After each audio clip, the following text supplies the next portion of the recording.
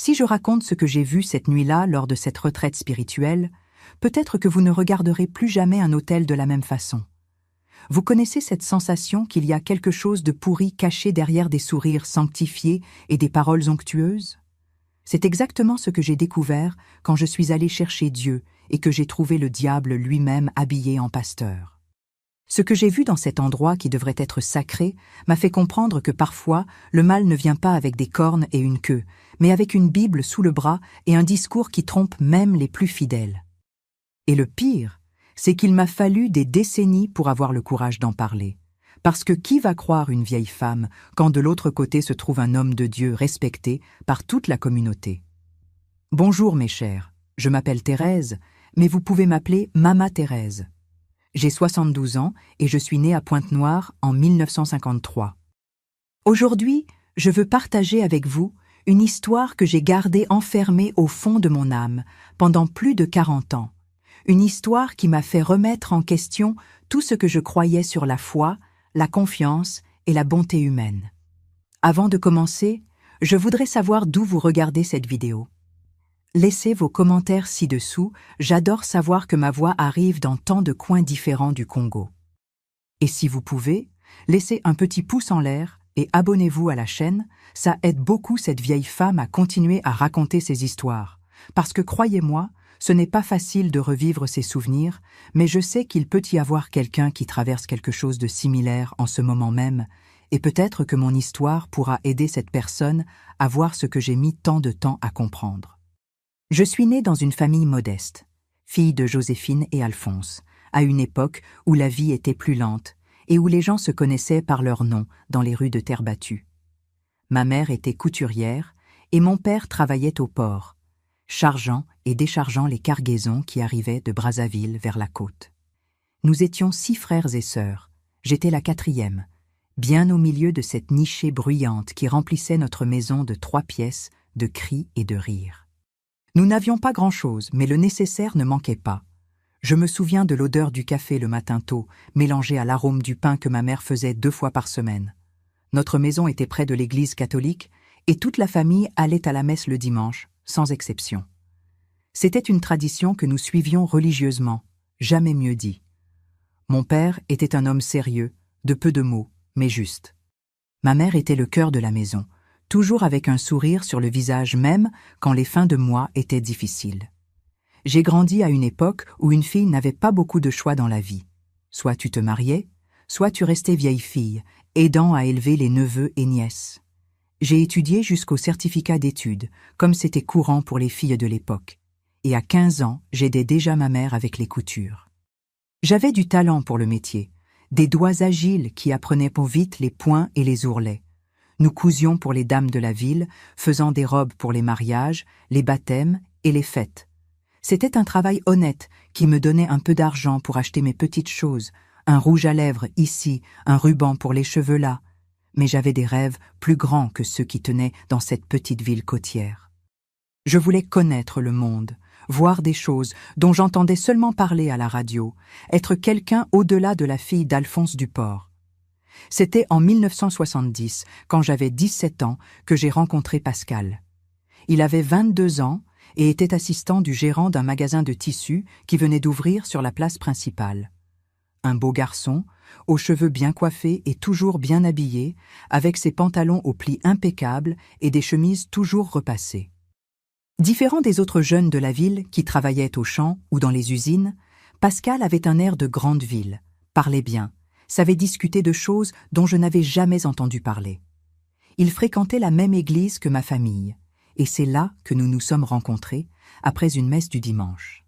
Ma mère l'a tout de suite apprécié, elle disait que c'était un garçon d'avenir, de bonne famille, qui allait me donner une vie tranquille. Et moi, naïve et rêveuse comme j'étais, je suis tombée éperdument amoureuse de cet homme qui représentait tout ce que je voulais être, tout ce que je n'avais pas. Les fiançailles ont été rapides, comme c'était la coutume à l'époque.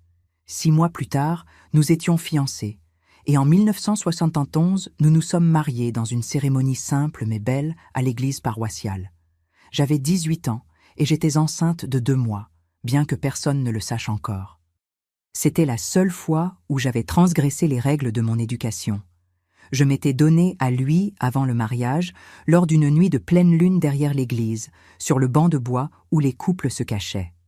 J'ai ressenti un mélange de culpabilité et de plaisir qui m'a troublée pendant des jours, mais Pascal m'a assuré que nous serions bientôt mariés et que ce ne serait plus un péché. Et en effet, nous nous sommes mariés, et mon ventre ne se voyait pas encore quand je suis montée à l'autel avec ma robe blanche que ma mère avait cousue avec tant d'amour. Nous avons emménagé dans une petite maison louée près du centre, 2 pièces modestes, mais qui étaient à nous. Pascal a continué à travailler au magasin de tissus et moi à la maison, cousant pour l'extérieur et m'occupant de ma grossesse.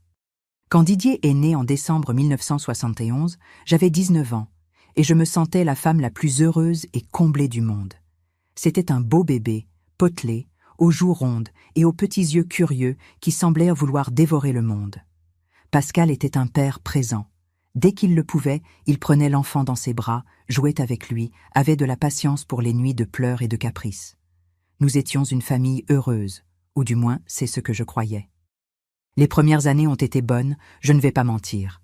Pascal a été promu gérant du magasin en 1973 et avec l'augmentation de salaire, nous avons pu louer une maison plus grande, avec 3 chambres et une cour où Didier pouvait jouer.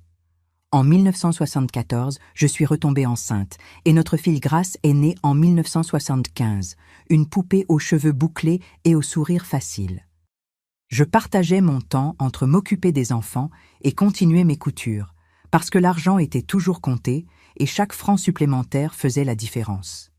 Pascal a commencé à rentrer plus tard à la maison, il disait que le travail au magasin était très exigeant, qu'il y avait l'inventaire, qu'il devait recevoir des fournisseurs. Je le croyais. Je n'avais pas de raison de douter. Nous étions un couple d'église. Nous fréquentions les cultes chaque semaine. Je participais au groupe des femmes, et lui au conseil de l'église. Notre vie tournait autour de la foi, de la famille et du travail. C'est en 1976 que les choses ont commencé à changer d'une façon que je ne comprenais pas bien. Pascal est devenu encore plus distant, plus silencieux, rentrait à la maison trop fatigué, même pour jouer avec les enfants. Quand j'essayais de parler, il détournait le sujet, disait que tout allait bien, que c'était juste de la fatigue. Mais je sentais que quelque chose n'allait pas. Cette intuition de femme qui ne trompe jamais, mais qu'on s'obstine à ignorer parce qu'on ne veut pas affronter la vérité. Il a commencé à sortir le samedi soir, disait qu'il allait à des réunions de prière chez des frères de l'église et revenait tard dans la nuit avec une odeur d'alcool et de cigarettes. Quand je questionnais, il se fâchait, disait que j'étais trop méfiante, que c'était un manque de foi, que le diable mettait de mauvaises pensées dans ma tête. Et moi, élevée pour être obéissante et soumise, j'avalais mes mots et mes larmes et continuais ma petite vie de femme au foyer dévoué. En 1977, quand Didier avait 6 ans et Grace 2 ans, l'église catholique que nous fréquentions a subi une grande rénovation et est restée fermée pendant plusieurs mois. C'est alors que Pascal a suggéré que nous allions découvrir une église évangélique qui s'était installée dans un hangar à la sortie de la ville. Il disait que plusieurs de ses connaissances du magasin y allaient, que c'était une église vivante, pleine du Saint-Esprit, différente des messes monotones et sans vie auxquelles nous étions habitués. J'ai résisté au début. J'avais peur de trahir ma foi catholique. Toute ma famille était catholique depuis des générations. Mais Pascal a tellement insisté, il disait que c'était juste pour voir, qu'il n'y avait rien de mal à chercher davantage Dieu, que j'ai fini par accepter. Et c'est ainsi que nous avons découvert l'église pentecôtiste Lumière Divine et le pasteur Boniface, l'homme qui allait changer ma vie d'une façon que je n'aurais jamais pu imaginer. La première fois que je suis entrée dans cette église, j'avoue que j'ai été effrayée. Tout était très différent de ce à quoi j'étais habituée. Les gens chantaient fort, tapèrent des mains, levaient les bras, certains tombaient même par terre en parlant dans des langues étranges. Le pasteur Boniface était un homme imposant, il devait avoir une 40aine d'années à l'époque, grand, à la voix forte et à la présence marquante. Il prêchait avec une intensité que je n'avais jamais vue, marchait d'un bout à l'autre de la chaire, criait, chuchotait, faisait de longues pauses dramatiques. Il parlait du péché et de la rédemption, de l'enfer qui attendait les non-croyants et du paradis qui attendait les fidèles. Il disait que Dieu lui parlait directement, qu'il avait le don de guérir les malades et de chasser les démons. Et les gens y croyaient, mes chers, comme ils y croyaient. C'était une foi aveugle, désespérée, comme si cet homme était le seul pont entre eux et le salut. Pascal a été enchanté par cette église dès le premier jour. Il disait qu'il avait senti la présence de Dieu d'une manière qu'il n'avait jamais ressentie auparavant, que c'était réel, que c'était la vérité. Nous avons commencé à fréquenter les cultes chaque semaine, mercredi et dimanche, et petit à petit je me suis habituée à cette façon différente de prier. Le pasteur Boniface était charismatique, savait captiver les gens, faisait sentir à chacun qu'il était spécial, choisi par Dieu. Il avait une épouse, Hélène, une femme maigre et silencieuse, qui restait toujours assise au premier rang avec un sourire figé sur le visage. Ils avaient 3 enfants déjà grands, tous impliqués dans les travaux de l'Église. Toute la famille semblait parfaite, un exemple de sainteté et de dévouement à Dieu. Après quelques mois à fréquenter l'Église, Pascal est devenu l'un des diacres. Il aidait aux travaux d'entretien du hangar, à l'organisation des cultes, à la collecte des dîmes et des offrandes. Je suis entrée dans le groupe des sœurs où nous nous réunissions le mardi pour prier, étudier la Bible et faire des travaux manuels à vendre pour aider aux dépenses de l'Église. C'est dans ce groupe que je me suis liée d'amitié avec Marceline, une femme d'une dizaine d'années, mon aînée, veuve, qui fréquentait l'Église depuis sa fondation, 5 ans auparavant. Marceline était une bonne femme, au cœur pur, toujours prête à aider qui en avait besoin. Elle avait une fille de 20 ans, appelée Chantal, une jeune fille discrète, un peu renfermée, qui aidait à l'école du dimanche pour les enfants. La vie a continué ainsi pendant plus d'1 an, dans cette routine de travail, maison, église et encore église. Je m'étais complètement éloignée de ma famille catholique, qui voyait ma conversion à l'évangélisme comme une trahison de nos racines. Ma mère a beaucoup pleuré. Elle disait que j'étais trompée, que ce n'était pas une vraie église, que je mettais mon âme en danger. Mais je n'écoutais pas. J'étais convaincue d'avoir trouvé le bon chemin, la vérité absolue. Comme on est naïve quand on est aveuglé par la foi, n'est-ce pas? On ne voit que ce qu'on veut voir, et on ignore tous les signes qui crient devant nous.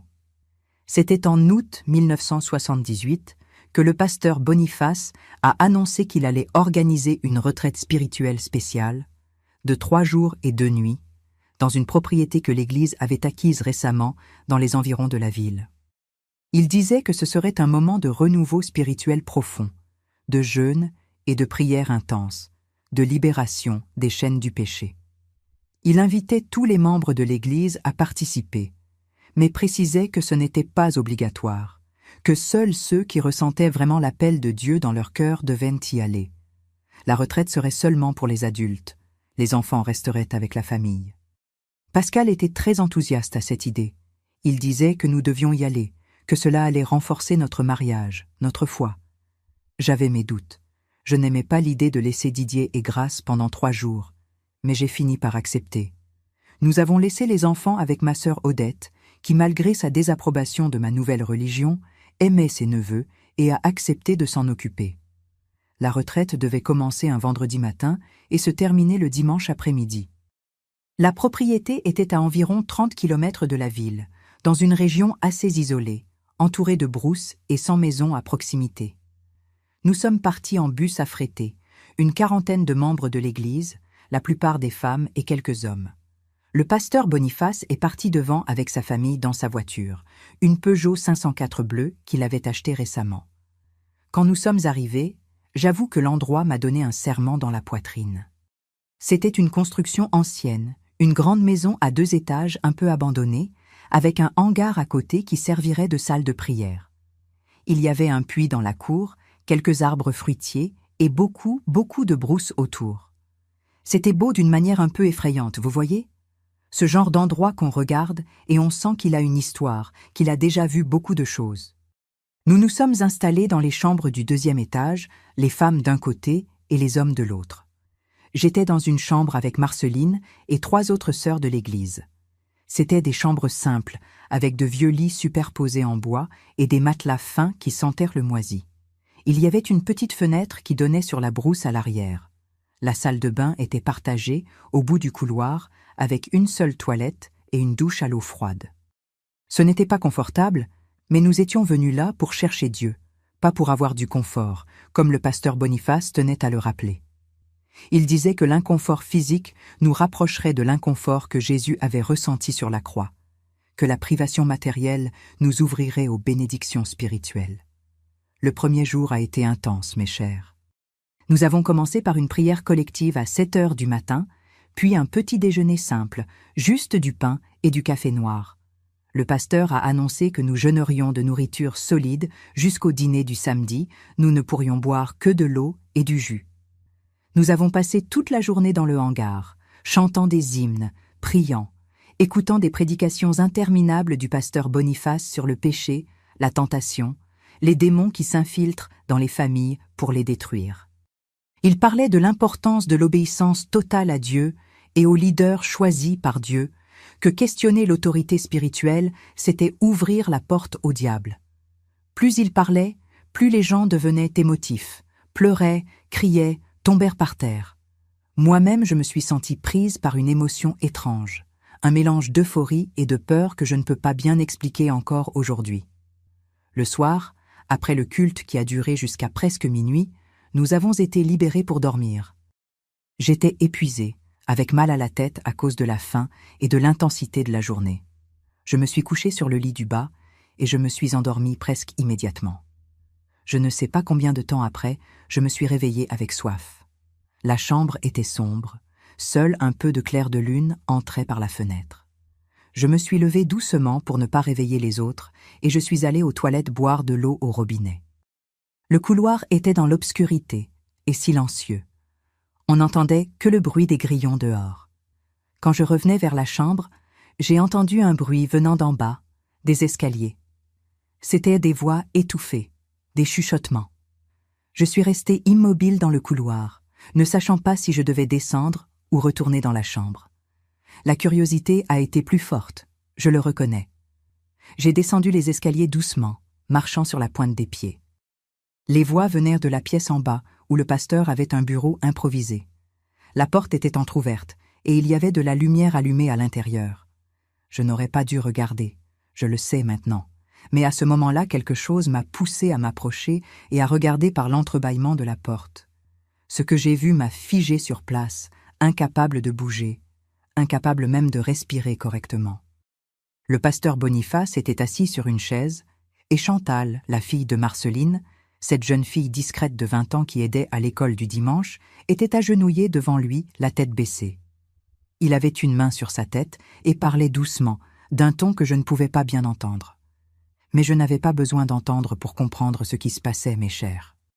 La façon dont il la regardait, la façon dont il touchait son visage, il n'y avait rien de pastoral, rien de spirituel.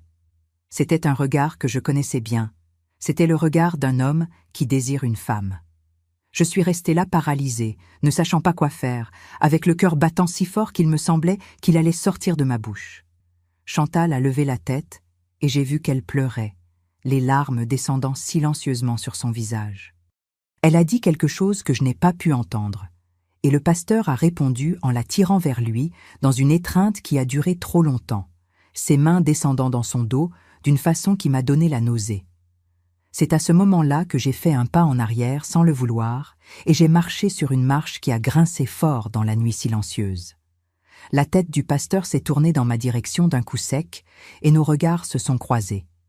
Je n'oublierai jamais ce regard, mes chers. Ce n'était pas le regard d'un homme de Dieu surpris en prière. C'était le regard d'un prédateur découvert en pleine attaque, plein de colère et de menaces. J'ai monté les escaliers en courant, avec les jambes tremblantes et le cœur emballé. Je suis entrée dans la chambre et me suis couchée dans le lit en tremblant de la tête aux pieds, tirant la fine couverture jusqu'au menton. Les autres femmes continuaient à dormir, ignorantes de tout. Je suis restée là couchée, sans pouvoir dormir, repassant dans ma tête ce que j'avais vu, essayant de donner un sens à tout ça. Est-ce que j'avais mal compris ? Est-ce que c'était vraiment une session de conseil pastoral et que c'était moi qui avais l'esprit mal tourné ? Mais la façon dont il la touchait, la façon dont elle pleurait, ce n'était pas normal. Ce n'était pas bien. Plus j'y pensais, plus j'étais sûre de ce que j'avais vu. Et plus j'en étais sûre, plus j'avais peur. Peur de ce que cela signifiait. Peur qu'il m'ait vue, peur de ce que le pasteur pourrait me faire pour avoir vu. Le lendemain, je me suis réveillée avec les yeux gonflés d'être restée éveillée. Au petit déjeuner, le pasteur Boniface était normal, souriant, saluant tout le monde avec cette voix mélodieuse habituelle. Chantal n'est pas apparue. Sa mère a dit que la jeune fille s'était sentie mal pendant la nuit, qu'elle avait de la fièvre et qu'elle était retournée en ville avec un des frères qui était parti tôt. J'ai regardé Marceline et j'ai vu qu'elle semblait inquiète, mais pas méfiante, juste une mère attentionnée pour la santé de sa fille. Est-ce qu'elle savait? Est-ce qu'elle avait des soupçons? Je suis restée toute la journée partagée entre raconter à quelqu'un ce que j'avais vu et me convaincre que j'avais tout imaginé. Après tout, c'était le pasteur Boniface, un homme de Dieu, un leader spirituel respecté. Qui allait me croire si je racontais une histoire pareille? Le samedi a été encore plus intense que le vendredi. Nous sommes restés toute la journée en prière et en jeûne, la faim rendant tout le monde un peu aérien, les émotions à fleur de peau. Le pasteur a prêché sur la tentation, sur comment Satan se déguise en ange de lumière pour tromper même les élus. Chaque mot qu'il disait semblait dirigé vers moi, comme s'il savait que j'étais là en train de penser à ce que j'avais vu, le jugeant dans mon cœur. Il a parlé du faux témoignage, de comment des personnes mal intentionnées inventent des histoires pour détruire l'œuvre de Dieu, de comment l'Église devait se protéger des accusations mensongères. Et plus il parlait, plus je sentais que j'étais avertie, menacée de manière subtile mais claire. Le soir, après le dîner qui nous a finalement été servi, nous avons eu ce que le pasteur appelait la session de libération. C'était quelque chose que je n'avais jamais vu auparavant, même dans les mois où je fréquentais déjà l'église.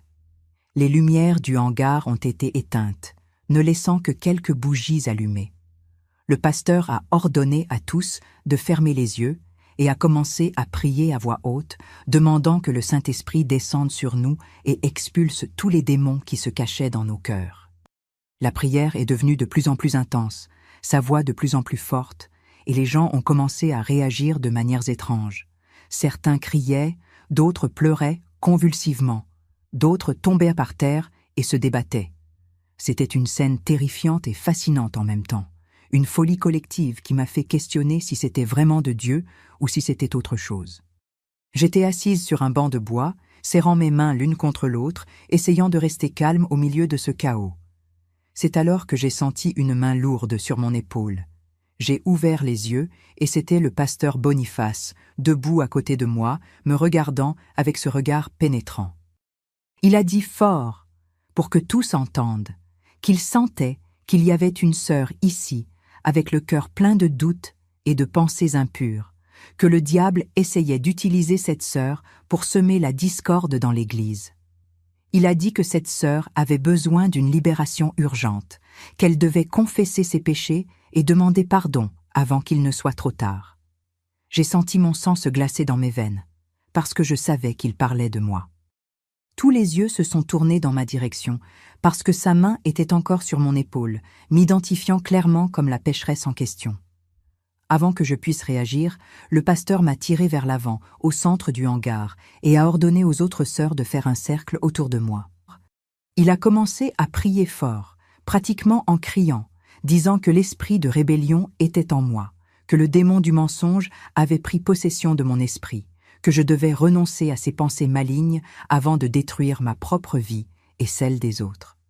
Les femmes autour de moi répétaient ces paroles, certaines posant leurs mains sur moi, d'autres se balançant simplement et priant en langue. J'étais confuse, effrayée, me sentant suffoquée par toutes ces mains qui me touchaient, toutes ces voix qui criaient.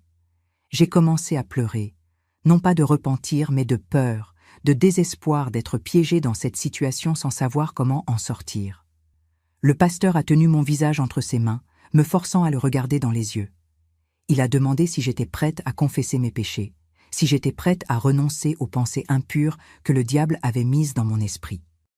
Je ne savais pas quoi dire, j'étais tellement terrifiée que j'ai juste hoché la tête. Il m'a ordonné de m'agenouiller et de demander pardon à Dieu à voix haute. Je me suis agenouillée, les larmes tombant sur le sol de terre battue, et j'ai commencé à demander pardon, sans même savoir vraiment pourquoi je demandais pardon. Est-ce que je demandais pardon d'avoir vu quelque chose que je n'aurais pas dû voir? Pardon de douter d'un homme de Dieu? Pardon d'être faible et de laisser la peur me dominer? Je ne sais toujours pas, mes chers. Je sais seulement que je me suis sentie complètement écrasée, anéantie, comme si on m'avait enlevé toute capacité de penser ou d'agir par moi-même. Après cette session de libération, comme il l'appelait, j'ai été ramenée à la chambre par les autres sœurs. Marceline était restée avec moi, tenant ma main et disant que tout allait bien, que j'avais été libérée d'un grand mal, que maintenant je pouvais continuer en paix.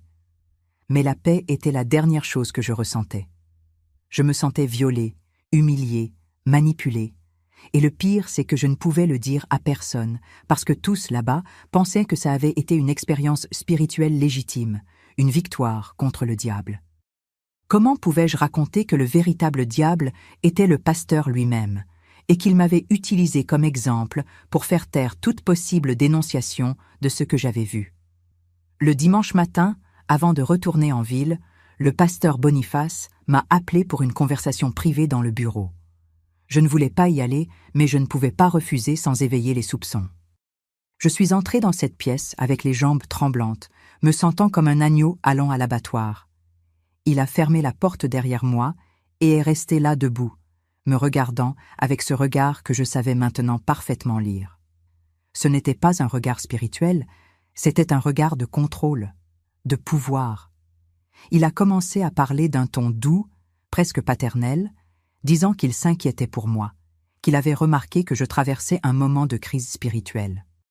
Il a dit que c'était naturel, que les jeunes dans la foi aient des doutes et des tentations, que le diable attaquait toujours les plus faibles, mais que je devais faire très attention aux pensées que je laissais entrer dans ma tête, parce que les mauvaises pensées menaient à de mauvaises paroles, et les mauvaises paroles pouvaient détruire non seulement moi, mais beaucoup d'autres personnes. Il s'est approché de moi, si près que je pouvais sentir son haleine, cette odeur de vieux café mélangée à quelque chose de sucré qui m'a donné la nausée. Il a mis sa main sur mon visage, exactement comme il l'avait fait avec Chantal, et a dit que j'étais une sœur spéciale, que Dieu avait de grands projets pour moi, mais que je devais apprendre à obéir, à faire confiance aveuglément au leadership spirituel que Dieu avait placé sur ma vie. Il a dit que si je commençais à répandre des mensonges ou des calomnies sur lui ou sur tout autre leader de l'Église, je commettrais un péché très grave, maudissant ma propre vie et celle de ma famille. Il a mentionné mon mari, mes enfants, ma maison, comme s'il me rappelait tout ce que j'avais à perdre. Et puis, à mon horreur absolue, il a descendu sa main le long de mon cou, de mon épaule, s'arrêtant dangereusement près de ma poitrine. Il est resté là, me regardant dans les yeux, attendant ma réaction. Je me suis écartée par réflexe, mon corps réagissant avant que mon esprit puisse traiter ce qui se passait. Il a ri doucement, ce rire qui n'avait rien d'humoristique, et a dit que j'avais encore beaucoup à apprendre sur la soumission et l'obéissance. Il a ouvert la porte et m'a congédiée comme si rien ne s'était passé, reprenant son rôle de pasteur bienveillant et préoccupé. Je suis sortie de là en tremblant, me sentant sale, violée, même sans avoir été physiquement agressée. Ce toucher, ce regard, cette menace voilée, tout cela avait laissé une marque en moi que je savais ne partirait jamais. Nous sommes retournés en ville ce dimanche après-midi, tous chantant des hymnes dans le bus, comme s'ils venaient de vivre l'expérience spirituelle la plus merveilleuse de leur vie. J'étais assise à côté de Pascal, regardant par la fenêtre, incapable de chanter, incapable même de prétendre que tout allait bien. Mon mari a remarqué mon silence et a demandé si j'allais bien, si la retraite m'avait fait du bien. J'ai juste hoché la tête, parce que pouvais-je dire?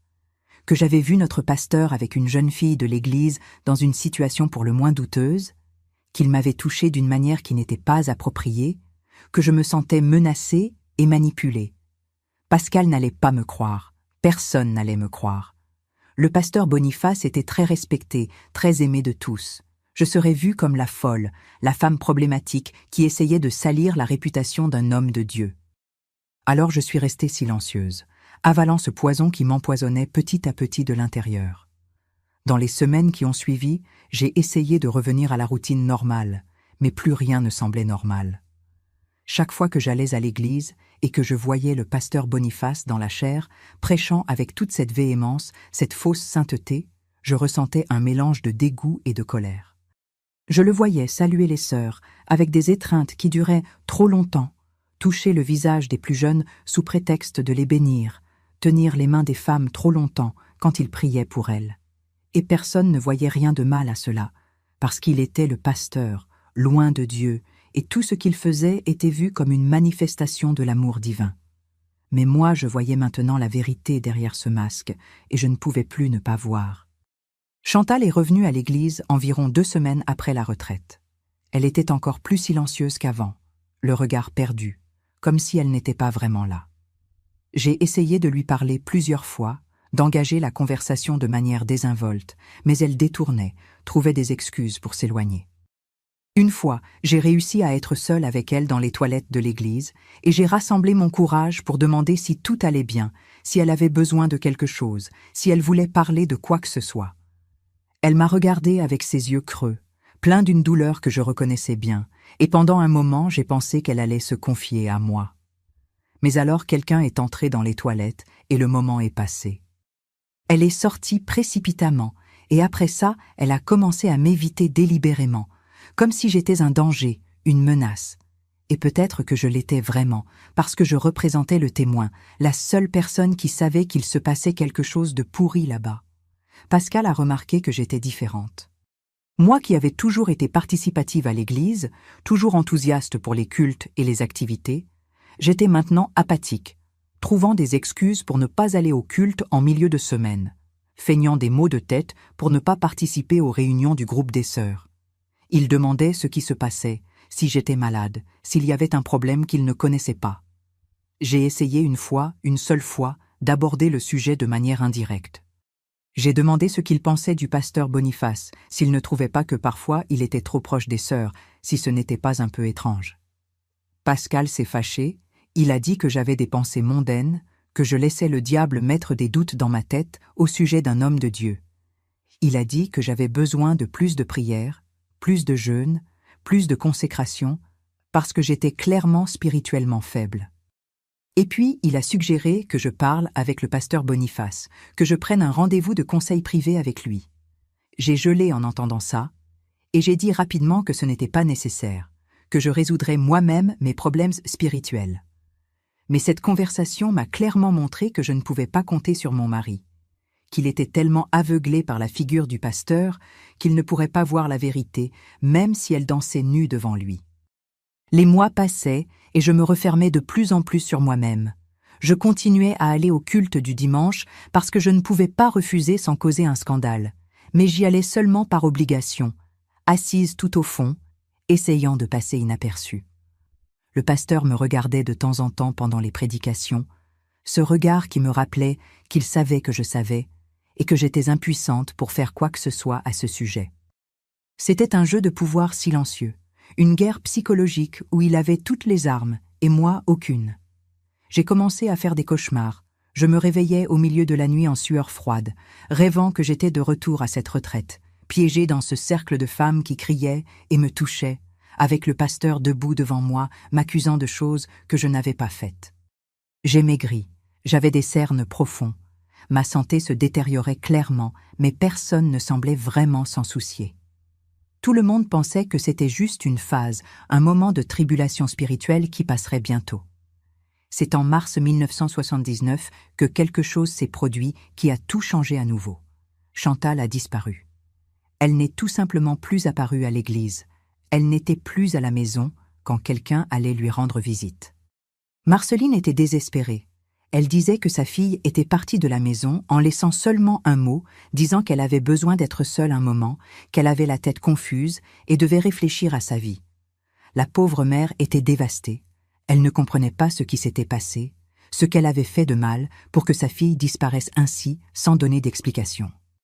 Le pasteur Boniface a organisé plusieurs chaînes de prière pour Chantal, demandant à Dieu de la ramener sur le bon chemin, de la délivrer des griffes de l'ennemi qui avait clairement pris possession de son esprit.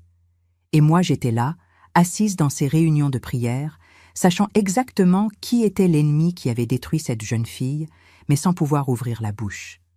3 mois plus tard, en juin, Chantal est revenue. Mais elle n'est pas revenue à l'église. Elle est seulement revenue chez sa mère. Et quand Marceline a apporté des nouvelles d'elle au groupe des sœurs, tout le monde a été choqué. Chantal était enceinte de presque 4 mois. Marceline était effondrée, honteuse. Elle ne pouvait pas comprendre comment sa fille, élevée dans les chemins du Seigneur, avait pu dévier autant. Elle demandait qui était le père de l'enfant, mais Chantal refusait de le dire. Elle disait seulement que c'était une erreur, qu'elle ne voulait pas en parler. Le pasteur Boniface est allé chez elle pour essayer de parler avec Chantal, pour la ramener au troupeau, mais elle a refusé de le recevoir. Elle s'est enfermée dans sa chambre et n'est pas sortie tant qu'il était là. Il est parti de là en disant que la jeune fille était possédée par des esprits de rébellion et de prostitution, qu'il devait prier encore plus ardemment pour elle. Et moi je savais, au fond de mon cœur, je savais qui était le père de cet enfant, mais je n'avais aucun moyen de le prouver, aucun moyen d'accuser sans m'exposer et mettre ma propre vie en danger. Marceline, la pauvre, a tout essayé pour faire parler sa fille. Elle a promis qu'elle ne jugerait pas, qu'elle aiderait de toute façon, qu'elle avait juste besoin de savoir la vérité. Mais Chantal restait silencieuse, chaque jour plus renfermée, plus distante, comme si elle mourait de l'intérieur. Elle a eu le bébé en novembre 1979, une petite fille qui a reçu le nom de Marie. Un bel enfant, aux grands yeux et aux cheveux clairs. Marceline a pris en charge l'éducation de sa petite fille, parce que Chantal pouvait à peine regarder sa fille, pouvait à peine l'allaiter. C'était comme si cet enfant était un rappel constant de quelque chose de terrible qu'elle voulait oublier. Toute l'Église commentait le cas, parlant sur un ton de pitié de comment une jeune fille si prometteuse s'était perdue dans le monde, comment elle s'était livrée au péché. Et le pasteur Boniface continuait là, prêchant sur la pureté et la sainteté, pendant que le fruit de son péché grandissait là à quelques rues de l'église, sans que personne ne fasse le lien. J'ai essayé de m'approcher de Chantal plusieurs fois, mais elle ne me recevait pas. Elle demandait à sa mère de dire qu'elle n'était pas là, qu'elle ne voulait pas de visite. Une fois, j'ai réussi à la croiser seule dans la rue, quand elle était allée acheter du lait pour le bébé. Je me suis arrêtée devant elle et j'ai dit que je savais, que j'avais vu, qu'elle n'était pas seule. Elle m'a regardée avec tant de haine et de désespoir que j'ai reculé d'un pas, effrayée. Elle a dit entre ses dents serrées que je ne savais rien, que je n'avais rien vu, que si j'aimais ma famille, il valait mieux que j'oublie tout ce que je pensais savoir. Et puis elle est partie, en marchant rapidement, me laissant là debout dans la rue, avec le cœur serré. C'était évident qu'il l'avait menacée, elle aussi, qu'il avait mis tellement de peur en elle qu'elle préférait porter ce fardeau seule plutôt que de risquer de le dénoncer. Combien d'autres, j'ai pensé à ce moment-là, combien d'autres femmes il avait fait ça? Combien d'autres gardèrent des secrets comme celui-ci, trop effrayées ou trop honteuses pour parler? La vie a continué dans cette routine malsaine pendant encore un certain temps. J'allais à l'église mécaniquement, j'accomplissais mes devoirs d'épouse et de mère, mais j'étais morte à l'intérieur. Pascal se plaignait que j'avais changé, que je n'étais plus la femme qu'il avait épousée, que j'étais toujours triste, toujours distante.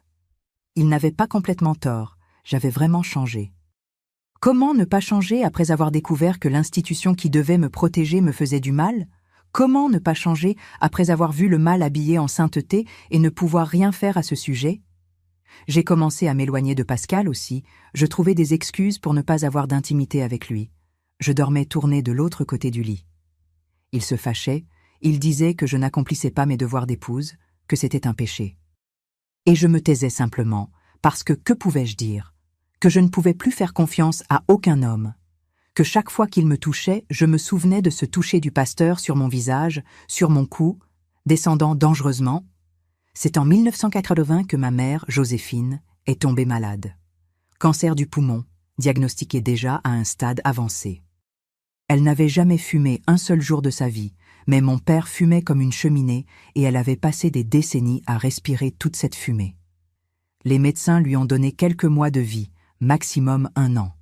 C'était un choc terrible pour toute la famille, mais pour moi c'était aussi une sorte d'éveil. J'ai vu ma mère, cette femme qui avait toujours été si forte, si pleine de vie, dépérir jour après jour, et j'ai réalisé que la vie était trop courte pour vivre dans la peur, trop courte pour laisser des hommes mauvais me faire taire. J'ai commencé à lui rendre visite tous les jours. J'amenais les enfants passer du temps avec leur grand-mère. Et lors de ces visites, elle a commencé à remarquer qu'il y avait quelque chose de très mal chez moi. Elle demandait ce qui se passait, ce qui me consumait de cette façon. Elle disait que j'avais l'air de quelqu'un qui portait le monde sur ses épaules. Un jour d'octobre, quand nous étions seuls dans sa chambre, elle a tenu ma main avec cette force surprenante que les malades graves ont parfois, et a dit que je devais raconter ce qui se passait, qu'elle n'allait pas mourir en paix en sachant que je souffrais quelque chose que je ne pouvais pas partager. Et là, assise au bord du lit de ma mère mourante, je me suis effondrée. J'ai tout raconté. J'ai raconté ce que j'avais vu à la retraite, le toucher du pasteur, les menaces voilées, Chantal et le bébé, comment je me sentais piégée dans une toile de mensonges et de manipulations dont je ne pouvais pas m'échapper. J'ai pleuré comme je n'avais pas pleuré depuis des mois, des années peut-être, sanglotant dans les bras de ma mère comme si je redevenais enfant. Elle m'a laissé pleurer, caressant mes cheveux comme elle le faisait quand j'étais petite et que j'avais un problème à l'école. Quand je me suis un peu calmée, elle a parlé avec cette voix faible mais ferme, choisissant chaque mot avec soin. Elle a dit qu'elle avait toujours eu des doutes sur cette église, sur ce pasteur avec une pose de saint qui parlait trop bien pour être vrai. Elle a dit que les hommes comme ça étaient dangereux justement parce qu'ils savaient utiliser la foi des gens comme une arme contre eux-mêmes. Elle a dit que je devais partir de là, que je devais protéger mes enfants de cet environnement toxique, que ça ne servait à rien de rester silencieuse et de laisser ça me détruire de l'intérieur. J'ai demandé comment. Comment je pouvais partir si mon mari était complètement aveugle à ce qui se passait, si toute notre vie sociale tournait autour de cette église, si je n'avais nulle part où aller. Elle a réfléchi un moment et puis a dit quelque chose qui est resté gravé dans mon âme pour toujours. Elle a dit que parfois, on doit choisir entre être heureux et être accepté, entre être vraiment vivant et juste exister. Elle a dit qu'elle allait mourir bientôt, que c'était la réalité, mais que j'avais encore beaucoup d'années devant moi et que je devais décider comment je voulais vivre ces années. Ma mère est décédée en janvier 1981, 2 mois après cette conversation. Elle avait 62 ans et a laissé un trou énorme dans la vie de nous tous. Le pasteur Boniface a tenu à être présent aux veillées funèbres et à l'enterrement, chose qui me révolte maintenant juste d'y penser. Cet hypocrite présentant ses condoléances comme s'il était une personne décente. Il s'est proposé pour faire le service funèbre, mais mon père, qui ne l'avait jamais aimé même avant de savoir quoi que ce soit, a refusé sèchement en disant que ma mère était catholique et serait enterrée selon les rites de l'Église catholique. C'était une petite confrontation qui m'a donné une pointe de satisfaction au milieu de toute cette douleur. Voir le pasteur devoir avaler le refus, devoir accepter qu'il n'était pas le bienvenu là, c'était d'une certaine façon libérateur. Ça m'a fait réaliser qu'il n'était pas tout-puissant, qu'il y avait des limites à son influence, que je n'étais pas aussi impuissante que je me sentais. Dans les mois qui ont suivi la mort de ma mère, quelque chose a changé en moi. La douleur de la perte s'est mélangée à la colère accumulée des années, et de ce mélange est né une sorte de courage que je ne savais pas avoir. J'ai commencé à questionner plus les choses, à ne pas accepter tout ce qui était dit de la chair, comme la vérité absolue. J'ai complètement arrêté d'aller au culte en milieu de semaine. Je ne venais que le dimanche pour ne pas causer de scandale immédiat. Pascal se fâchait, nous nous disputions de plus en plus, mais je ne cédais pas. J'ai dit que j'avais besoin de temps, que j'étais en deuil, que je n'avais pas la force pour autant d'église. Il a essayé de me ramener à l'ancienne routine, mais pour la première fois de ma vie, je posais des limites, je disais non. Et cela le rendait confus et furieux en même temps, parce que ce n'était pas le comportement attendu d'une épouse soumise et obéissante.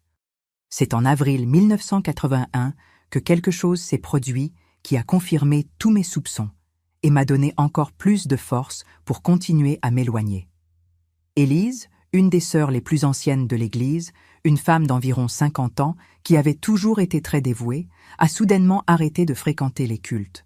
On disait qu'elle était malade, qu'elle faisait une dépression, qu'elle ne voulait voir personne.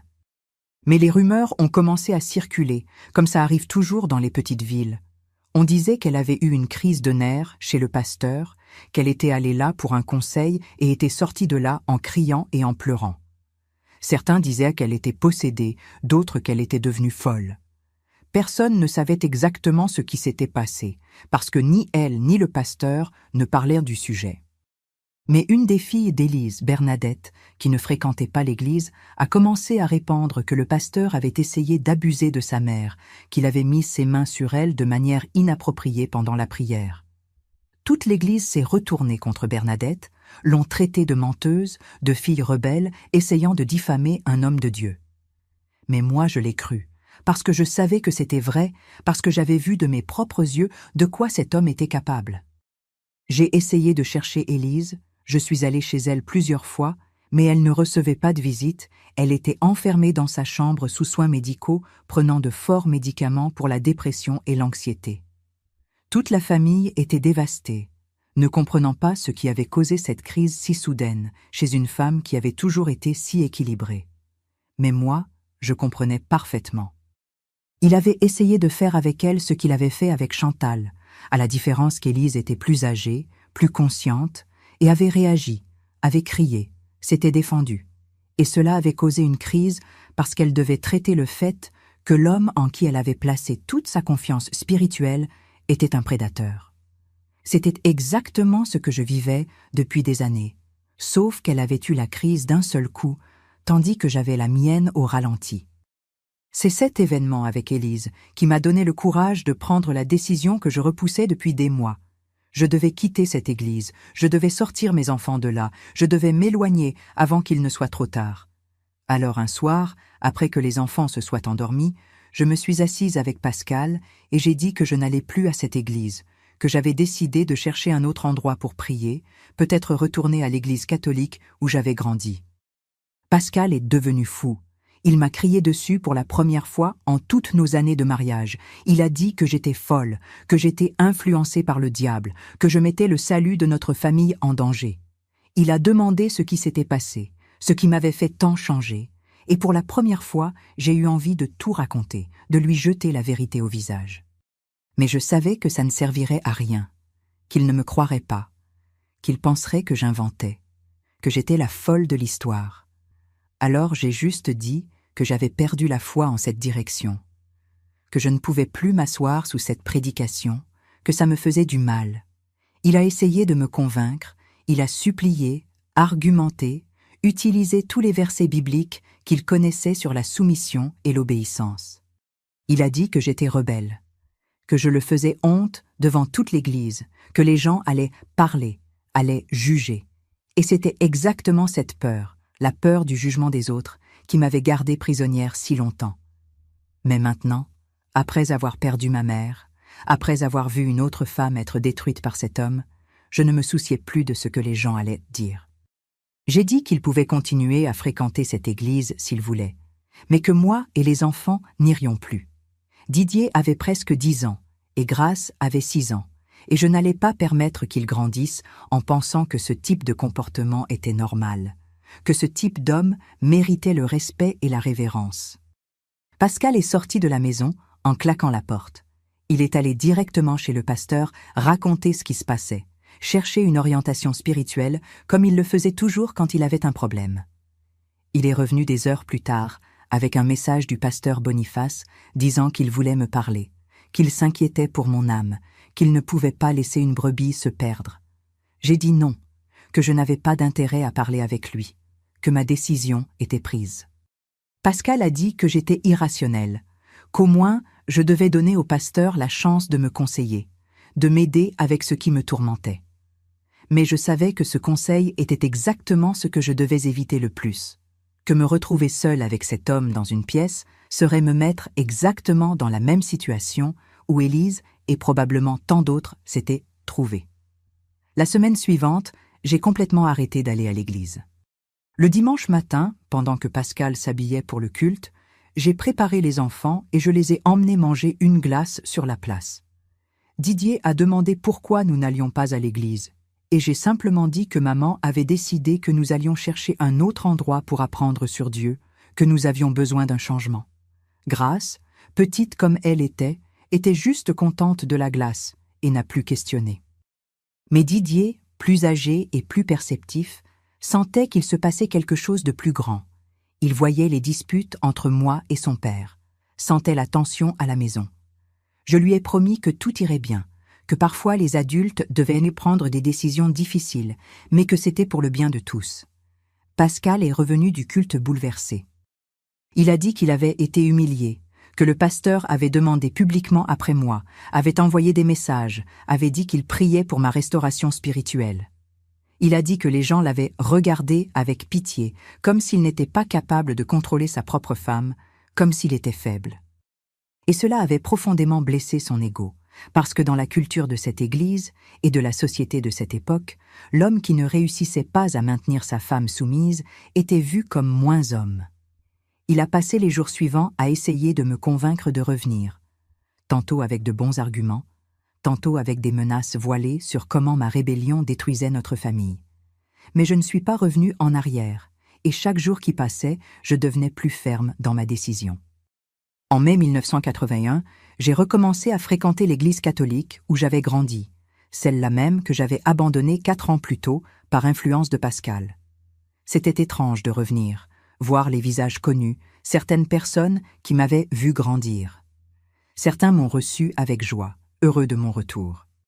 D'autres me regardaient avec méfiance, sachant que je m'étais converti à l'évangélisme et que maintenant je revenais, probablement me jugeant comme une personne sans fermeté dans la foi. Mais le père Augustin, qui connaissait ma famille depuis des décennies, m'a reçu à bras ouverts sans poser de questions, sans me juger. C'était important pour moi, sentir qu'il y avait un endroit où je pouvais être sans être interrogé, sans avoir à expliquer chaque étape de ma vie. J'ai emmené les enfants avec moi, et ils se sont adaptés petit à petit à cette liturgie différente, plus formelle et moins émotive que ce à quoi ils étaient habitués. Didier demandait parfois pourquoi il ne voyait plus les amis de l'autre église, pourquoi papa ne venait plus avec nous le dimanche. J'essayais d'expliquer du mieux possible pour un enfant. Je disais que parfois les gens suivent des chemins différents, mais qu'ils continuaient à être une famille, qu'ils continuaient à s'aimer, même en ne s'accordant pas sur tout. Mais c'était difficile, voir la confusion dans les yeux de mon fils, voir comment cette situation l'affectait aussi. Pascal a continué à fréquenter l'église pentecôtiste Lumière Divine, de plus en plus impliqué dans les activités, comme s'il voulait compenser mon absence par sa présence encore plus marquée. Il est devenu l'un des principaux diacres. Il était toujours là, aidant en tout, de plus en plus proche du pasteur Boniface. Et plus il s'impliquait dans cette église, plus nous nous éloignions l'un de l'autre. Nous parlions à peine à la maison. Il passait ses journées dehors au travail et ses nuits et week-ends à l'église. Les enfants sentaient l'atmosphère tendue, la distance entre les parents, et je savais que ce n'était pas bon pour eux, mais je ne voyais pas d'autre solution. Je ne pouvais pas retourner à cette église, je ne pouvais pas prétendre que tout allait bien. Je ne pouvais pas me soumettre à nouveau à ce système qui m'avait tant blessé. C'est en août 1981 que les choses ont empiré drastiquement. Pascal est rentré à la maison un soir et a annoncé que le pasteur Boniface avait organisé une réunion spéciale seulement pour les hommes, où ils allaient discuter des problèmes familiaux et comment être de meilleurs leaders spirituels dans leur maison. Il a dit qu'un des sujets principaux serait comment gérer les épouses rebelles qui déviaient du chemin de Dieu. Je savais que c'était à propos de moi, que j'allais être l'exemple, le cas d'étude de comment le diable utilise les femmes pour détruire les familles. J'étais furieuse, mais aussi effrayée, parce que je savais qu'il pouvait en sortir des orientations pour Pascal qui ne seraient pas bonnes pour moi. À cette époque et dans cet environnement, il était courant que les pasteurs orientent les hommes à être plus fermes, plus durs, à ne pas laisser leurs épouses prendre des décisions seules. Et ferme et dur étaient des euphémismes qui pouvaient signifier beaucoup de choses, y compris la violence. Pascal est revenu de cette réunion changé. Il avait une dureté dans le regard que je n'avais jamais vue auparavant, une détermination qui m'a effrayée. Il a dit qu'il avait compris qu'il était trop faible avec moi, qu'il laissait que je détruise notre famille avec ma rébellion, qu'il devait prendre les rênes de la situation comme homme et chef de famille qu'il était. Il a dit que j'avais 2 options. Soit je retournais à l'église pentecôtiste Lumière Divine et je me soumettais au conseil du pasteur Boniface, soit il allait prendre des mesures plus drastiques. J'ai demandé quelles mesures c'étaient, et il a dit qu'il pouvait demander la séparation, qu'il pouvait garder les enfants puisque j'étais clairement désorientée spirituellement et que je n'étais pas une bonne influence pour eux. Cela m'a terrifiée, parce qu'à l'époque, c'était beaucoup plus difficile pour une femme de garder la garde des enfants dans une séparation, surtout si le mari réussissait à prouver qu'elle avait des problèmes mentaux ou spirituels.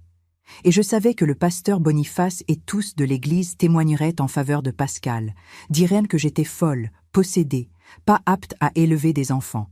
J'ai passé des nuits sans dormir à penser à quoi faire, pesant mes options.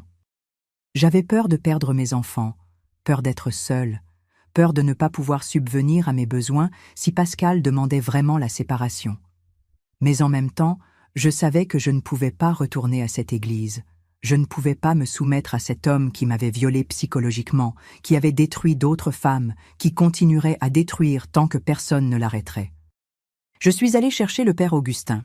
Je lui ai raconté ma situation sans entrer dans beaucoup de détails sur ce qui s'était passé à la retraite. J'ai juste dit que je ne me sentais pas en sécurité dans cette église, que j'avais vu des choses qui me faisaient questionner l'intégrité du pasteur. Le père m'a écouté attentivement et a dit que je devais suivre ma conscience, que Dieu ne voulait pas que quelqu'un reste dans un endroit où il se sentait opprimé ou menacé.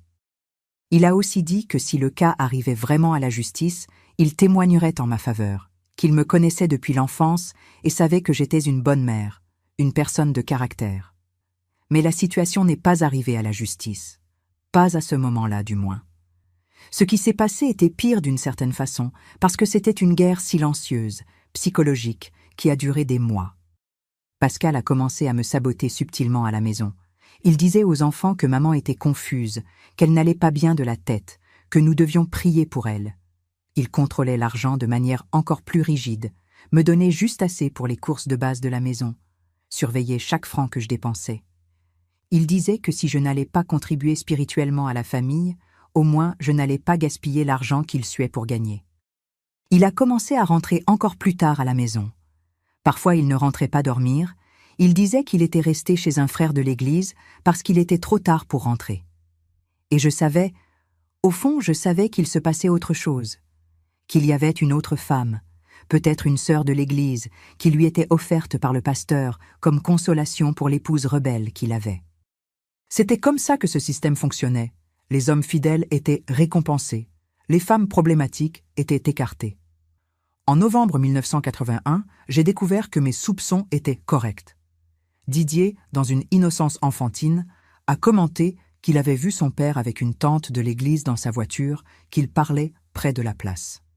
J'ai demandé des détails, et il a décrit Hortense, une veuve d'une trentaine d'années qui fréquentait l'église et avait toujours été très proche du pasteur Boniface. J'ai ressenti un mélange de douleur et de soulagement. Douleur de la trahison, du mariage qui finissait. Soulagement parce que cela me donnait une sortie, une justification pour terminer tout ça une fois pour toutes. J'ai attendu que Pascal rentre à la maison cette nuit-là et je l'ai confronté directement. J'ai demandé à propos d'Hortense, où il allait vraiment les nuits où il ne rentrait pas à la maison. Il a nié au début, il a dit que j'inventais des choses, que mon esprit était malade à force de m'éloigner de Dieu. Mais j'ai insisté. J'ai dit que Didier avait vu, que d'autres personnes avaient commenté, que je n'étais pas stupide. C'est alors qu'il a finalement admis avec une froideur qui m'a coupé comme un couteau. Il a dit que oui, il s'impliquait avec Hortense, qu'elle était une vraie femme, une femme de foi qui comprenait le rôle d'une épouse chrétienne, qui ne passait pas son temps à questionner et à se rebeller contre l'autorité spirituelle. Il a dit que le pasteur Boniface lui-même avait béni cette relation, avait dit qu'il valait mieux qu'un homme ait une compagne appropriée plutôt que de vivre attaché à une femme qui servait le diable. J'étais stupéfaite de ça, de l'audace d'utiliser la religion pour justifier l'adultère, pour justifier la destruction d'une famille. J'ai demandé s'il me demandait la séparation alors, si c'était ce qu'il voulait. Il a dit qu'il n'avait pas besoin de me demander quoi que ce soit, que je m'étais déjà séparée de Dieu et de l'Église, que le reste était juste une conséquence naturelle. Il a dit qu'il allait continuer à vivre là parce que la maison était à lui, que c'était lui qui payait le loyer, mais que je devais me considérer seule, que chacun vivrait sa vie. Et quant aux enfants, il a dit qu'ils iraient avec lui à l'église le dimanche, que je n'avais pas le droit de les éloigner de Dieu juste parce que j'avais choisi le chemin de la perdition. Cela m'a désespérée, l'idée de mes enfants étant amenés à cette église, restant près de ce pasteur qui était un prédateur, étant endoctrinés dans ce système malade. J'ai dit non, que je ne permettrais pas, que les enfants resteraient avec moi le dimanche. Et c'est alors qu'il m'a attrapé par le bras, serrant fort, avec une violence qu'il n'avait jamais démontrée auparavant, et a dit que je n'avais pas le choix, qu'il était le père et avait tout le droit d'amener les enfants où il voulait. À partir de ce jour, notre maison est devenue un champ de bataille silencieux. Pascal amenait les enfants à l'église le dimanche matin, je les récupérais l'après-midi et les amenais à la messe catholique le soir, comme si nous disputions leurs âmes dans un bras de fer spirituel. Didier a commencé à présenter des problèmes à l'école, il est devenu plus agressif, plus renfermé. Grâce a développé une peur de dormir seule, elle faisait des cauchemars constants. Je voyais mes enfants être déchirés au milieu de cette guerre et je me sentais impuissante, coupable, déchirée aussi. Pascal dormait sur le canapé du salon, nous parlions à peine sauf pour discuter des enfants ou des dépenses de la maison. La maison qui avait été un foyer, même avec tous les problèmes, était maintenant juste une construction où 4 personnes malheureuses coexistaient sans vraiment vivre. C'est en mars 1982 que j'ai pris la décision qui allait tout changer à nouveau. J'étais chez une ancienne camarade de l'époque de l'école, Yvette, qui n'avait jamais fréquenté aucune église, mais était une bonne personne, au cœur pur. Je me confiais à elle sur tout ce qui se passait, sur comment je me sentais piégée dans cette situation sans issue.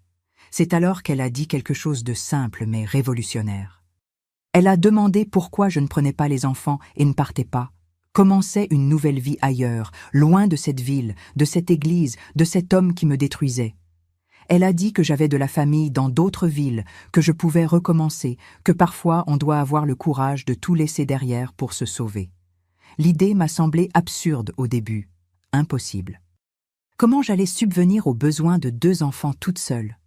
Comment j'allais trouver du travail dans une ville étrangère? Comment j'allais expliquer à tout le monde que j'abandonnais mon mari et ma ville? Mais plus j'y pensais, plus cette idée avait du sens. J'avais une cousine à Brazzaville, Antoinette, qui avait toujours dit que si j'avais besoin de quoi que ce soit, je n'avais qu'à la chercher. Elle travaillait dans une usine de couture et avait dit qu'il y avait toujours des postes pour qui avait le talent avec l'aiguille et le fil. J'ai passé des semaines à planifier en secret. Je gardais chaque sou que je réussissais à économiser des courses de la maison, je cachais dans un pot en terre au fond de l'armoire de la cuisine. J'écrivais des lettres à Antoinette racontant ma situation, demandant de l'aide, et je recevais des réponses d'elle disant que je pouvais rester chez elle le temps dont j'avais besoin, qu'elle allait m'aider à trouver du travail, que Brazzaville était grande et que là-bas, personne n'allait me juger pour être séparée. Je parlais avec Didier et Grace petit à petit, les préparant pour un grand changement, disant que peut-être nous allions voyager, connaître d'autres endroits, avoir une aventure.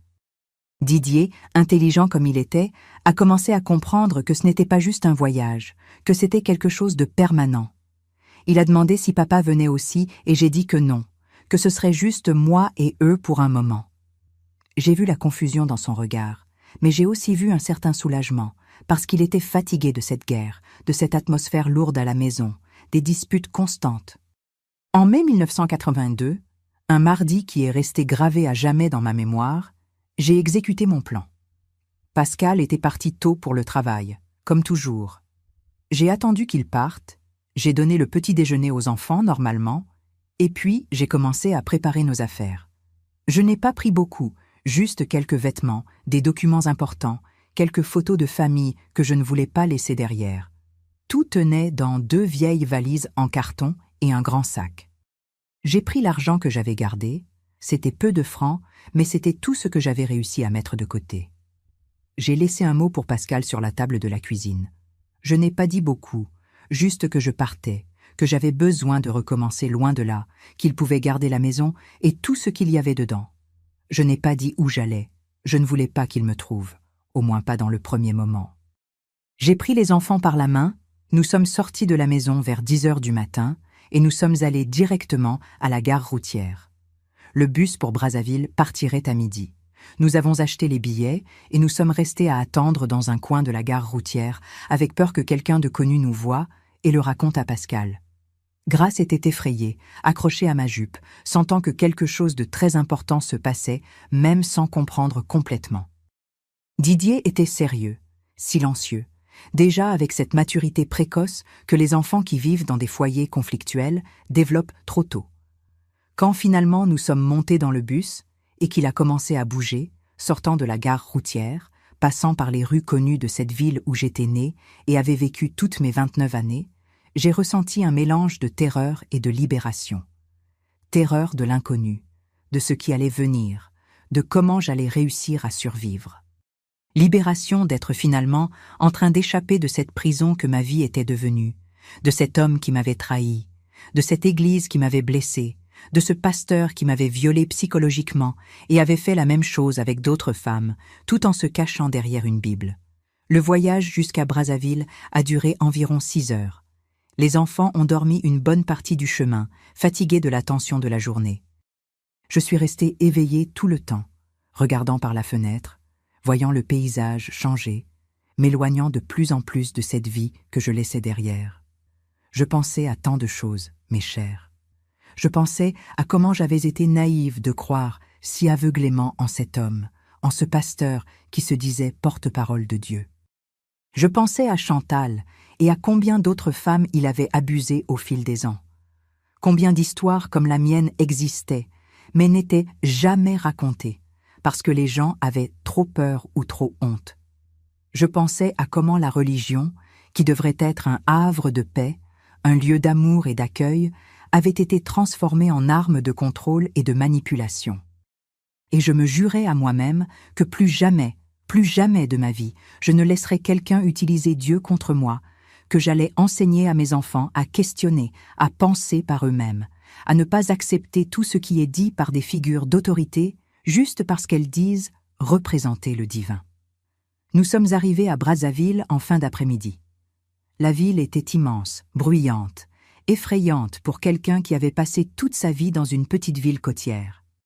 J'ai pris un taxi jusqu'à l'adresse d'Antoinette, qui habitait dans un quartier appelé Bakongo, dans une petite maison qu'elle partageait avec 2 autres femmes qui travaillaient aussi dans la couture. Elle nous a reçus à bras ouverts, a préparé un dîner simple mais bon, a donné un bain aux enfants, a arrangé un matelas sur le sol du salon où nous pouvions dormir. C'est là, cette nuit-là, couché sur ce matelas fin, avec mes 2 enfants dormant enlacés avec moi, que j'ai pleuré toutes les larmes que j'avais retenues pendant des années. J'ai pleuré pour la femme que j'avais été, si pleine de rêves et d'espoir quand je m'étais mariée. J'ai pleuré pour le mariage qui s'était terminé, pour la famille qui s'était brisée. J'ai pleuré pour les autres femmes qui restaient prisonnières dans cette église, étant manipulées et abusées. J'ai pleuré de soulagement d'avoir finalement échappé. Et j'ai pleuré de peur pour l'avenir incertain qui était devant moi. Les premiers mois à Brazzaville ont été les plus difficiles de ma vie jusqu'à ce moment-là. Antoinette m'a emmenée découvrir l'usine où elle travaillait et j'ai obtenu un poste de couturière, travaillant de 7 heures du matin à 5 heures de l'après-midi, 6 jours par semaine. Le salaire était bas, mais il était à moi, gagné avec ma propre sueur, sans dépendre d'aucun homme. J'ai inscrit les enfants dans une petite école publique près de la maison. Didier s'est adapté relativement bien, il a toujours été un garçon résilient. Grace a eu plus de difficultés, elle pleurait beaucoup, demandait son père, ne comprenait pas pourquoi nous avions tout laissé derrière. J'essayais d'expliquer du mieux possible pour une enfant de 7 ans. Je disais que parfois la vie change et qu'on doit changer avec, que nous aimions toujours papa, mais que nous ne pouvions plus vivre avec lui. C'était une explication simpliste et inadéquate, je le sais, mais c'était la meilleure que je pouvais donner à ce moment-là. Pascal a mis environ 2 semaines à me retrouver. Antoinette avait parlé avec ma sœur Odette sans faire exprès, mentionnant que nous allions bien, et Odette, avec les meilleures intentions, a fini par le raconter à Pascal quand il est apparu désespéré chez elle nous cherchant. Il a pris l'adresse et est apparu à Brazzaville un samedi matin. Je sortais faire des courses au marché quand je l'ai vu debout devant la porte de la maison, attendant. Mon cœur a presque cessé de battre. J'ai pensé qu'il allait faire un scandale, m'agresser, prendre les enfants de force. Mais il était différent, mes chers. Il avait l'apparence abattue, des cernes profonds, comme s'il n'avait pas bien dormi depuis des jours. Il a demandé qu'on parle. Il a dit qu'il devait me parler calmement. Nous sommes allés jusqu'à une boulangerie tout près et nous nous sommes assis à une table au fond. Il a commencé en disant que je ne pouvais pas faire ça, que je ne pouvais pas simplement emmener ses enfants sans prévenir, que c'était un enlèvement. J'ai répondu que ce n'était pas un enlèvement, que c'étaient mes enfants aussi, que j'avais tout le droit de les emmener loin d'une situation qui nous détruisait. Il a dit qu'on pouvait résoudre ça, qu'on pouvait redevenir une famille, qu'il était disposé à changer. J'ai demandé s'il était disposé à quitter cette église, à s'éloigner du pasteur Boniface, à admettre qu'il m'avait trompé avec Hortense. Il était resté silencieux pendant un long moment, et puis il a dit qu'il ne pouvait pas faire ça, que l'église était trop importante pour lui, que le pasteur Boniface avait été son mentor spirituel, qu'Hortense était une bonne femme qui avait été à ses côtés quand je m'étais rebellée. Alors j'ai dit qu'il n'y avait plus rien à discuter, que je n'allais pas revenir, qu'il suive sa vie avec Hortense et la bénédiction du pasteur, mais qu'il nous laisse tranquilles, moi et les enfants. Il a essayé d'argumenter encore un peu, il a dit qu'il allait aller en justice pour avoir la garde des enfants, qu'il allait prouver que j'étais une mère inadéquate, que j'avais des problèmes mentaux. J'ai dit qu'il fasse ce qu'il pensait devoir faire, mais que je n'allais pas revenir. Il est parti de là en colère, promettant que ça n'allait pas rester comme ça. Mais avec le temps qui passait, il n'a rien fait. Il n'est pas allé en justice. Il n'est pas revenu à Brazzaville. Il n'a plus essayé de contact. J'ai su après, par Odette, qu'il s'était marié avec Hortense dans une cérémonie dans la même église pentecôtiste Lumière Divine, avec la bénédiction du pasteur Boniface, seulement 6 mois après mon départ. À l'époque, il n'y avait pas encore de divorce au Congo, alors techniquement il était bigame. Mais dans cette église, ça n'avait pas d'importance. Ils avaient leurs propres règles qui passaient au-dessus des lois du pays. Il n'a jamais envoyé d'argent pour aider avec les enfants, n'a jamais demandé comment ils allaient, il a simplement suivi sa vie comme si nous n'avions jamais existé. C'était douloureux pour Didier et Grace, grandir sans père, sachant qu'il avait choisi cette église et cette femme à leur place. Mais avec le temps, ils ont compris. Ils ont créé leur propre vie, et j'ai fait de mon mieux pour être père et mère à la fois. La vie à Brazzaville a été dure, mais aussi libératrice, mes chers. Je travaillais beaucoup, je cousais pendant la journée à l'usine, et le soir je prenais des coutures supplémentaires à faire à la maison. J'avais besoin de chaque franc pour payer le loyer d'une petite chambre que nous avons réussi à louer après quelques mois, pour acheter la nourriture, les vêtements, le matériel scolaire. Les enfants m'aidaient comme ils pouvaient, Didier livrait des journaux avant d'aller à l'école, Grace aidait avec les tâches de la maison même toutes petites. Nous étions pauvres, mais nous étions libres, et cette liberté n'avait pas de prix. Je suis retournée fréquenter l'église catholique, mais maintenant avec un regard différent, plus critique, plus prudent. Je n'acceptais pas tout ce qui était dit, je questionnais, je pensais par moi-même. Et j'enseignais ça à mes enfants. J'enseignais que Dieu n'habitait dans aucune institution spécifique, que la religion était une chose des hommes, et que les hommes étaient faillibles, que ce qui importait, c'était d'avoir un bon cœur et de traiter les gens avec respect et amour. Les années ont passé, et les blessures ont cicatrisé, bien que les cicatrices soient restées. Didier a grandi, est devenu un homme bon, s'est marié, m'a donné des petits-enfants. Grace aussi a suivi un autre chemin, mais a toujours été une fille aimante et présente. J'ai continué à coudre toute ma vie, c'était ce que je savais faire, ce qui m'a soutenue pendant toutes ces années. Je ne me suis jamais remariée, je n'ai jamais voulu m'impliquer sérieusement avec aucun homme. J'ai eu quelques relations au fil des années, mais rien de très profond. Rien qui exige de moi cet abandon total que j'avais un jour donné à Pascal et qui avait été si mal récompensé. J'ai préféré rester seule, élever mes enfants, travailler, vivre ma vie en paix. Et c'était une bonne vie, dans les possibilités, dans les circonstances. Mais ce qui s'est passé à cette retraite n'est jamais complètement sorti de ma tête, mes chers. Pendant des décennies, j'ai gardé ce secret, ce que j'avais vu, cette violation psychologique que j'avais subie. Parfois, je pensais à chercher Chantal, à essayer de lui parler à nouveau, mais je ne savais pas comment la trouver, si elle vivait encore dans cette ville, si elle était même en vie. Je pensais à Élise et aux autres femmes qui avaient probablement vécu la même chose. Je pensais à combien d'histoires comme la mienne existaient, mais n'étaient jamais racontées, parce que les victimes avaient honte, peur, ou simplement ne savaient pas que ce qui leur était arrivé était mal, était un abus, était un crime. C'est en 2015, quand j'avais déjà 62 ans, que j'ai finalement eu des nouvelles de cette église et de ce pasteur.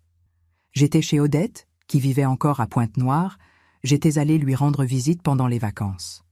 Nous parlions du bon vieux temps quand elle a mentionné de manière désinvolte que l'église pentecôtiste Lumière Divine avait fermé ses portes il y avait environ 10 ans, que le pasteur Boniface avait disparu de la ville au milieu d'un scandale. Mon cœur s'est emballé en entendant ça. J'ai demandé quel scandale, ce qui s'était passé.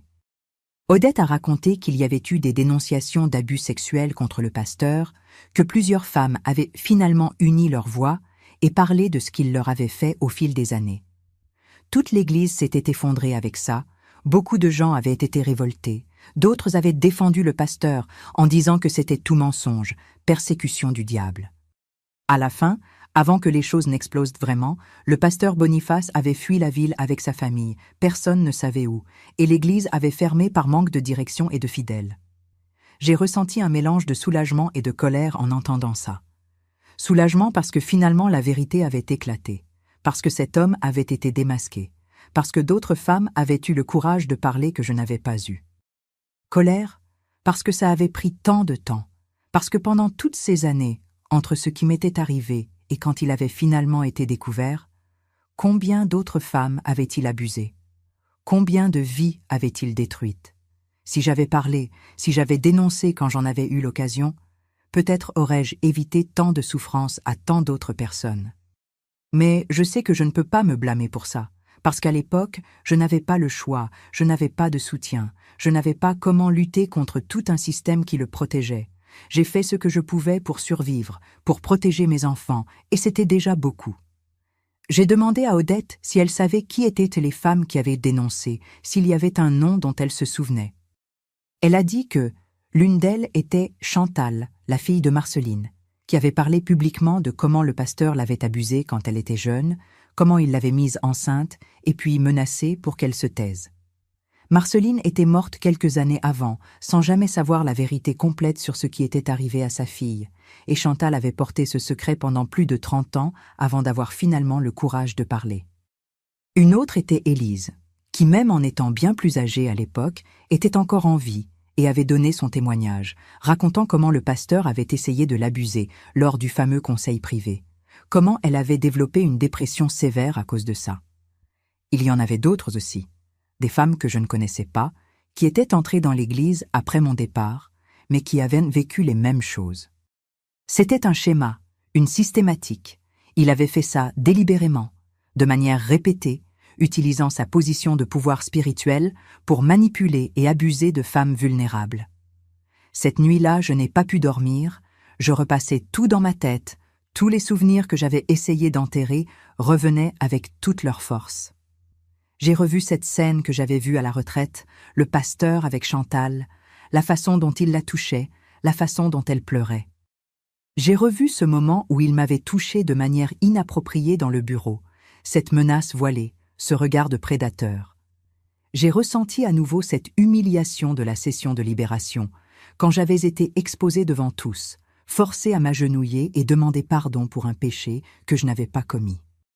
Et pour la première fois en des décennies, j'ai pleuré pour cette jeune Thérèse qui avait été violée psychologiquement, qui avait perdu sa foi, son mariage, sa ville natale à cause d'un homme mauvais qui se cachait derrière une Bible et une chaire.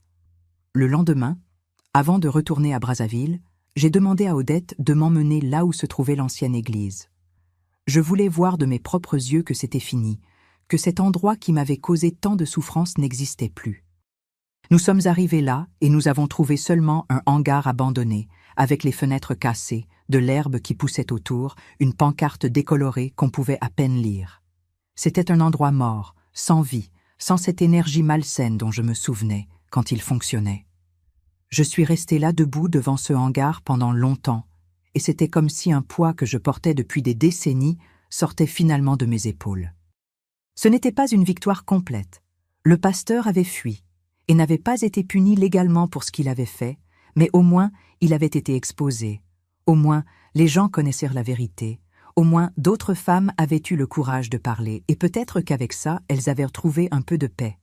J'ai aussi demandé à propos de Pascal, si Odette savait quelque chose de lui. Elle a dit qu'il vivait encore à Pointe-Noire, avait eu 2 autres enfants avec Hortense, continuait à travailler, mais qu'il avait beaucoup changé après que le scandale du pasteur ait éclaté. Apparemment, il avait été très ébranlé en découvrant que l'homme qu'il idolâtrait, qui avait été son mentor spirituel, était en réalité un abuseur. Il avait cessé de fréquenter toute église, il était devenu un peu reclus. Odette a dit qu'il avait demandé après moi quelquefois au fil des années, avait montré du regret pour la façon dont il m'avait traité, mais n'avait jamais vraiment essayé de me chercher, n'avait jamais essayé de s'excuser ou de faire la paix. Et c'était trop tard de toute façon, les dégâts étaient faits, les années avaient passé, chacun avait suivi sa vie. J'ai ressenti une pointe de pitié pour lui, parce qu'il avait aussi été victime à sa manière, avait été manipulé et utilisé par ce pasteur, avait perdu sa première famille à cause de cet homme. Mais je n'ai ressenti aucune envie de le chercher, de reprendre quelque contact que ce soit. Ce chapitre de ma vie était fermé et devait rester ainsi.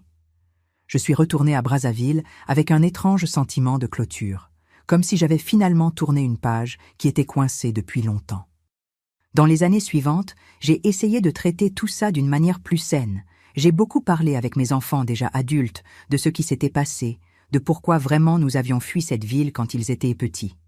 Didier a été choqué et en colère. Il a dit que s'il avait su à l'époque, il aurait fait quelque chose, il aurait dénoncé, il aurait protégé sa mère.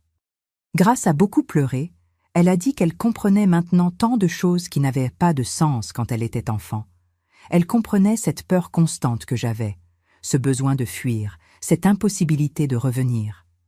C'était douloureux de revivre tout ça en leur racontant, mais c'était aussi libérateur, parce qu'il n'y avait plus de secret, il n'y avait plus de poids gardé. Aujourd'hui, avec mes 72 ans, je regarde en arrière et je vois une vie qui n'a pas été facile, mais qui a été vécue avec dignité, dans les possibilités que j'ai eues. Je ne regrette pas d'avoir fui, d'avoir recommencé de zéro à Brazzaville, d'avoir élevé mes enfants seuls. C'était difficile, c'était douloureux, il y a eu des moments où j'ai pensé que je n'y arriverais pas, mais j'y suis arrivée. Et plus important, j'ai brisé un cycle. Je n'ai pas laissé ce système malade détruire mes enfants comme il a failli me détruire. Didier et Grace ont grandi en questionnant, en pensant, avec la capacité de discerner entre ce qui est de Dieu et ce qui est manipulation des hommes.